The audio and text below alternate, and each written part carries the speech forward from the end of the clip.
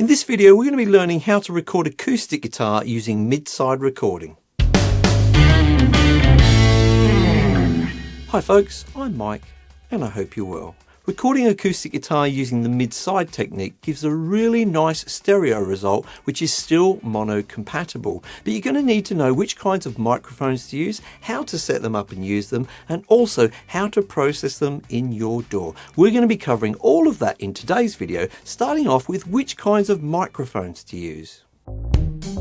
The first mic I'm using is the wonderful Beyerdynamic M160. Now, although this is a ribbon mic, that is not important. You can also use a regular dynamic mic or a condenser. The important part is where it picks up sound. We need a mic that primarily picks up sound from one direction, in front. It can have a cardioid pattern, or like this one, a hypercardioid pattern. Ribbon mics like the M160 can be very good if you want a natural, slightly darker sound.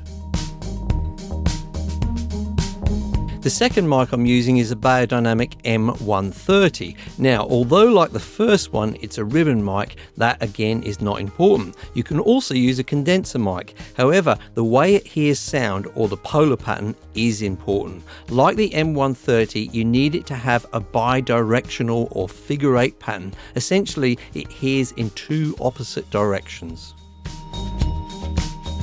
So the first thing I do is set up my cardioid pattern mic, in this case the M160, so that it's facing the guitar. Now where you point this depends on the guitar, the mic and the room, but you want to make sure you get a sound that you like, as this is the main microphone. In this case for me, I pointed it towards the cutaway of the guitar.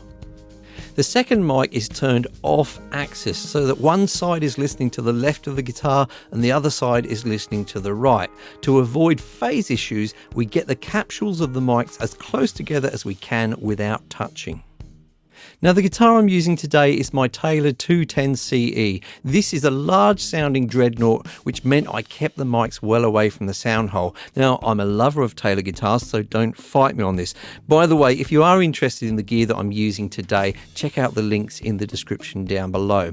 So now it's time to record the guitar. Remember, what you're about to hear is the raw recording, completely unprocessed. Hang in there as the magic happens in the mixing.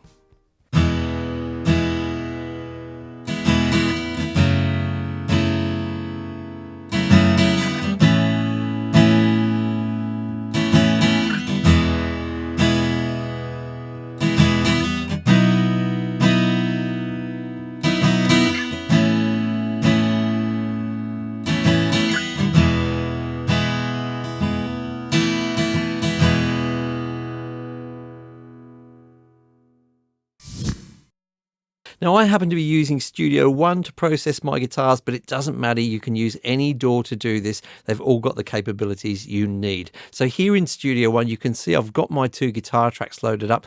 The blue one at the top there is the front mic. That was the Beyerdynamic M160. That was pointing directly at the guitar. And then what I've labeled the side mic in green here was the Beyerdynamic M130, and that was recording the sides of the guitar, if you recall. So the first thing I'm going to do is actually mute the front guitar. We're not going to be doing anything to that for the moment. We're just going to be processing the side mic to create our stereo image. Now, the next thing I'm going to do is actually duplicate this track entirely. So here in Studio One, I'll just right click on that and go to duplicate track complete. Now it's important, if you do duplicate your track, that you make sure that you've not only created a new track with the same settings, but you've also got the recording as well. And if we play that, it's just going to be the same thing and just a bit louder than it was before. Let's have a listen.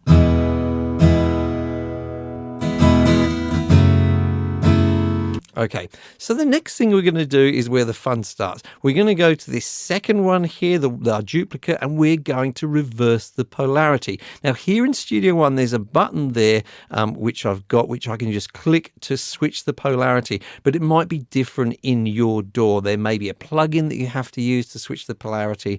They're all a little bit different, so just look into that for your DAW. But it's very, very important that you do switch the polarity. Now something strange is going to happen if we play this track now. If we play these two guitar tracks together, can you guess what it's going to be? Let me know in the comments if you did guess correctly. I'm going to play this guitar now. Watch the meters down here. Very odd, hey? We can see that there's meters moving, but there's no actual sound. And that is because we've reversed the polarity, so they're cancelling each other out. What we need to do is start panning them. So what I'm going to do is just gradually start to pan one of these guitars from the center over to the left, and you'll start to hear it. Then I'll push the other one over to the right. So I'll play the track now. So now you can hear something. So that one's all the way over to the left, and we'll push the other one all the way over to the right.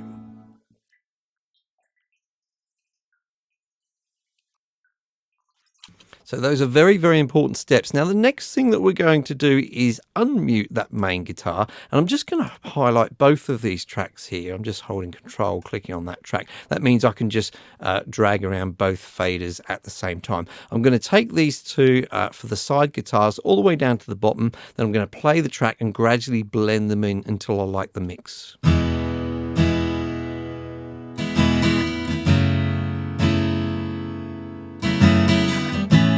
Now, I like it just there. So that's where I'm going to leave it. Now, you can already start to hear that stereo image happening there. Let's just have another quick listen.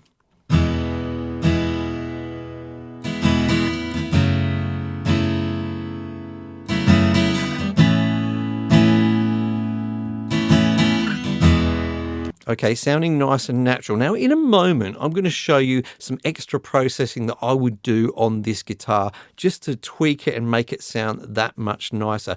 But before I do that, I just want to demonstrate to you that this is now a stereo guitar, but it's going to sound fine if we switch to mono. So I'm going to go over to my master fader over here, and I've got a switch so I can switch over to mono. Let's have a listen. That's stereo. Let's go to mono.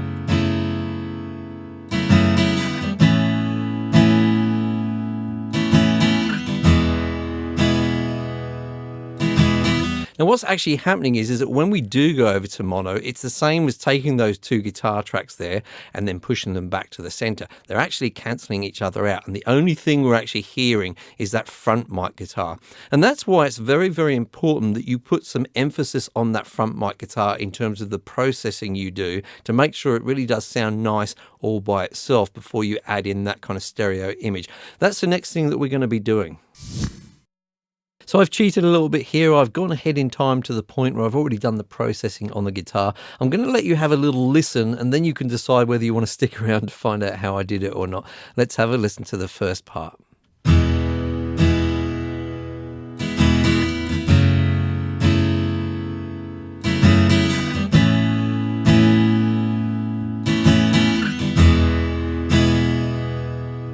Now, of course, we're never completely happy, but I'm reasonably happy with that. It took me about 10 minutes or so to do it. Let's see what I did. So first of all, the guitar in blue. This was the front-facing mic here, the forward-facing mic. I've done a little bit of EQ on that. Now, I happen to have used the FabFilter Pro Q3 EQ, but I don't think it really matters what EQ you use. I think you can do this with any EQ.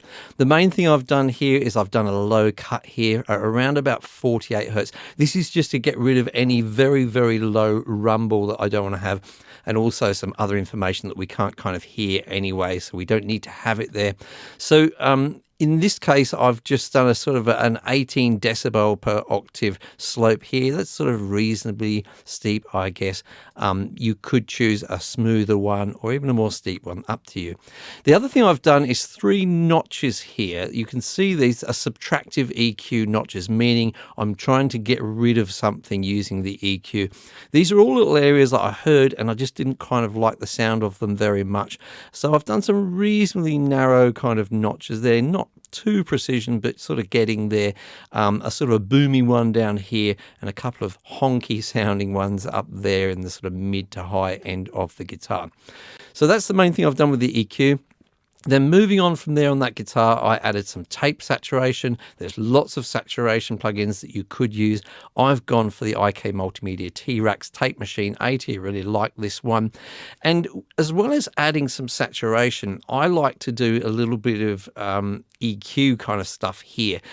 Primarily what I'm doing is just boosting the high frequencies a bit to get a little bit of sparkle to the guitar and just adding some low frequencies back in. But I find if I use saturation plugins, it's done in a really natural way, which I really like. So you can see I've done that up there. Okay, moving on to the first of our stereo guitars. These are the M130s, which were recording the sides. If you recall, we duplicated them. The only thing that I've done on these is a bit of EQ again. Similar idea to the first guitar. Obviously it sounds different, so I did slightly different things. I've probably been a little bit more aggressive with my low cut because I kind of don't want much low end in these guitars. I don't want that to be too prominent. And I've done the same with the right side one as well. Slightly different though, and I feel it's important when you've got pan stereo guitars to EQ them a little bit different from each other. It makes it just sound that much wider if you do that. So what I've actually done is I've taken those two guitars, the left and the right channels, and then I've summed them into this bus here. The main reason for this is so I've just got one fader to control their level rather than having to deal with two faders at a time, and then also so I can add some saturation to these. And I didn't feel the need to do it with a plug-in on each of the channels. I can just do it on this one channel here, and same plug-in again, similar principles but not exactly the same. I've done quite a lot more of a boost with the high frequencies on this one, not so much the low frequencies, just so that for those stereo guitars you get that bit more sparkle to them. That's just my taste. You may or may not like that, depends on your song and what you want to get. So after doing all of that, I've then taken that main guitar and my summed stereo guitars, the M130s, and I've summed them all to this one track here, which I've called Guitar Sums. Now the idea here is simply, well, it's the same again, it's so that I've got one fader just to control the guitar. So assuming there were going to be some other instruments, at least a vocal in this, maybe some other light instrumentation in this, when I come to mixing, I don't want to fiddle around with lots of faders for the guitar. I don't want to put the balance out. So I've just got that one fader there to control all of that. That also means that I can add an effect to the whole thing. Now, often I may use more effects plugins on this than I have. I've just gone pretty simple today and just added a reverb. Now, I say sometimes I add more. I also sometimes go for a delay as well as the reverb, but I kept it simple today. And I've used this reverb here, which is the Rev Intensity. It's an Arturia one. Really, really love this reverb. It's definitely my favorite at the moment. I think I've had it in 2 or 3 other videos already. And I've just kind of done a reasonably light send to that. I didn't want it to be overpowering, but I did kind of want to hear it a little bit. So that's what I've got in there. And that's the whole process for the guitars there. So let's have a final listen all the way through.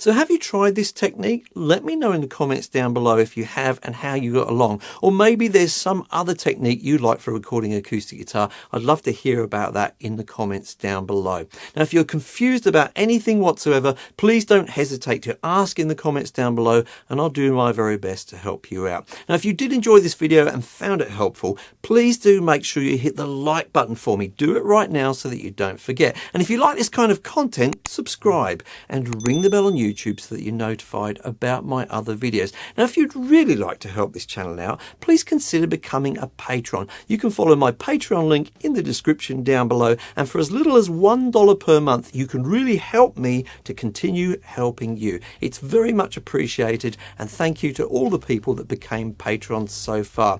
Now, I'd like to give a quick thanks to Wayne over at Syntech here in Australia for getting those biodynamic microphones over to me so that I could use them in this video. Very much appreciated. Thanks, Wayne. And I'll see you all in the next video.